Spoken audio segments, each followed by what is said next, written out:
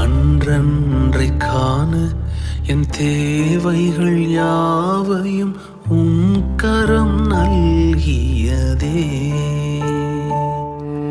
அன்றன்றை காண என் தேவைகள் யாவையும் உம் கரம் நல்கியதே.